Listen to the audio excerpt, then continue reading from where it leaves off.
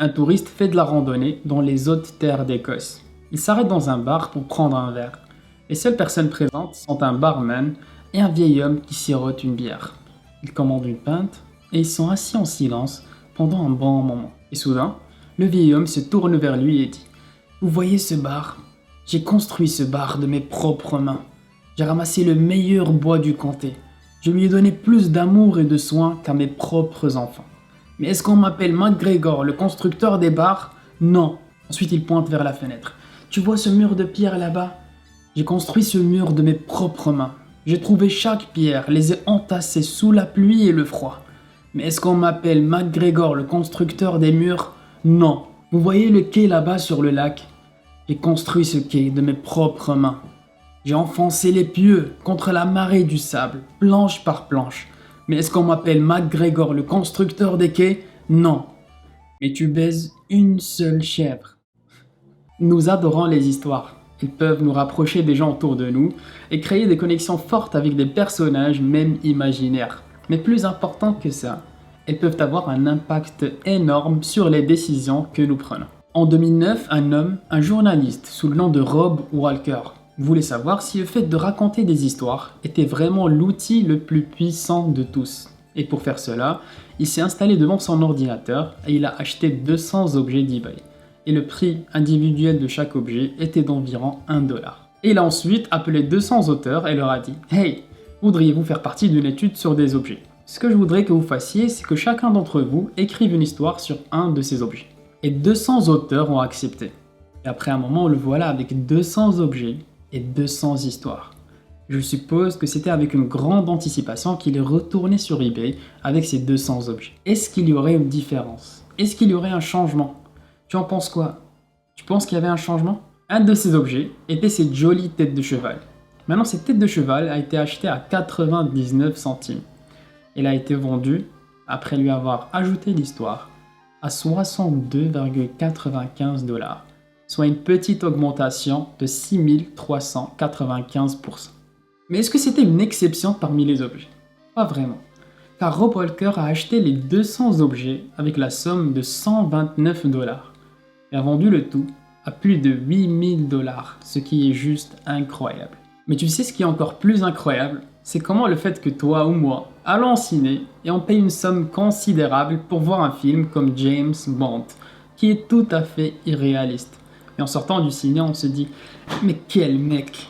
J'aimerais parler comme lui, j'aimerais marcher comme lui, j'adore Bond. Et une semaine après, tu marches dans la rue et tu vois une montre Omega qui ressemble beaucoup à celle que portait Bond dans le film. Et si tu en as les moyens, tu payes une somme considérable pour l'acheter. Et quand tu la mets sur ton poignet, tu te sens un peu plus comme Bond. Comment est-ce que cela est possible? Comment c'est possible pour toi et moi d'être aussi facilement manipulés par un truc aussi simple qu'une histoire? La réponse peut être résumée dans notre investissement émotionnel. Plus on est émotionnellement investi dans n'importe ce qu'on fait dans la vie, moins on est objectif et critique dans notre manière de penser et d'agir. Les émotions viennent après tout du même endroit dans le cerveau qui contrôle aussi toutes nos décisions. Alors qu'est-ce qui fait une bonne histoire? Est-ce qu'il y a des règles à suivre? Est-ce qu'il y a des erreurs à éviter? Durant l'écriture de ce script, j'ai fait des recherches et regardé des films pour essayer de comprendre pourquoi. Et j'ai choisi pour vous 4 scènes de films qui contiennent 4 principes qui font une bonne histoire. La première scène vient du film John Carter, qui est basé sur un livre qui s'appelle La Princesse de Mars, écrit par Edgar Rice Burroughs, qui est aussi personnage et narrateur dans le film. Il a été convoqué par son riche oncle John Carter après avoir reçu un télégramme qui dit « Viens me voir tout de suite ». Mais une fois sur place, il a découvert que son oncle est mort mystérieusement, a été enfermé dans un mausolée. You won't find a keyhole. Thing only opens from the inside. He insisted. No embalming, an open coffin, no funeral. Ah, you don't acquire the kind of wealth your uncle commanded by being like the rest of us, huh? Come, let's go inside.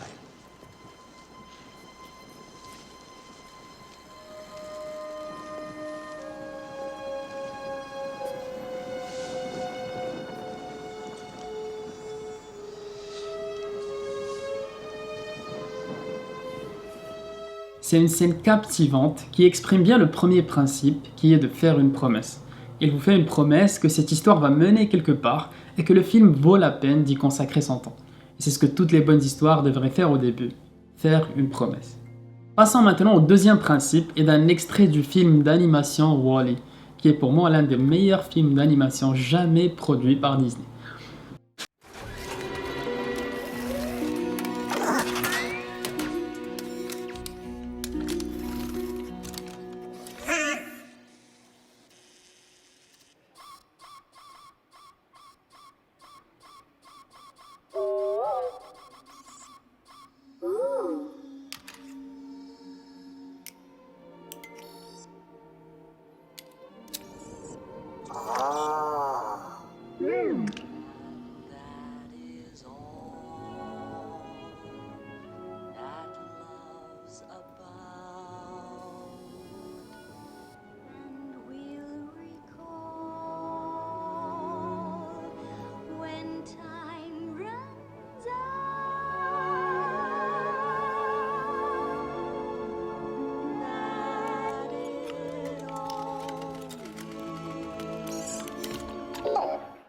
As-tu compris ce qui se passe dans cette scène?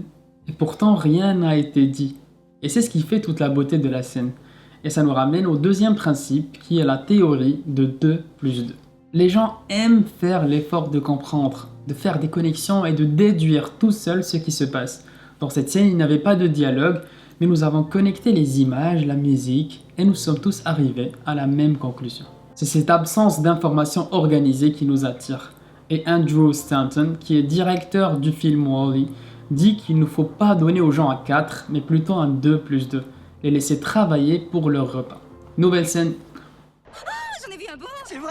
Oui, et il vient de passer il n'y a pas une minute. Un bateau blanc? Bonjour, je m'appelle Dory. Où ça? Dans quelle direction? Oh, il est parti par là. Il est parti par là. Suivez-moi.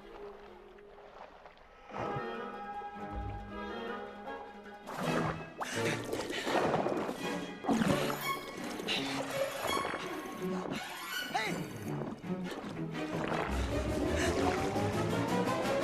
Bon, tu me lâches, oui? Quoi? J'aimerais bien nager tranquille. L'océan n'est peut-être pas assez grand pour toi, c'est ça? Hein? T'as un problème, petit? Qu'est-ce que t'as? Tu veux te battre?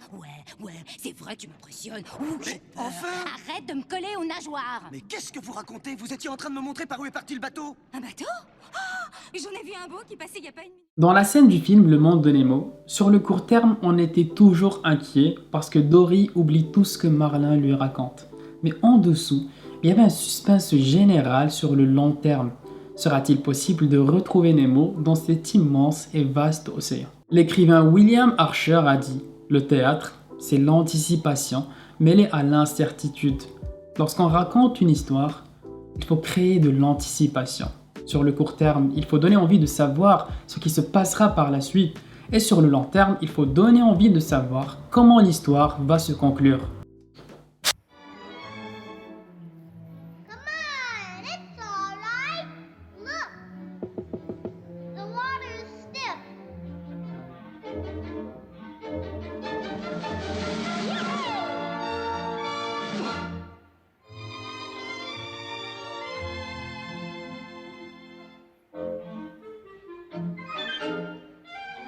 Some fun, huh, Bambi? Come on, get up, like this.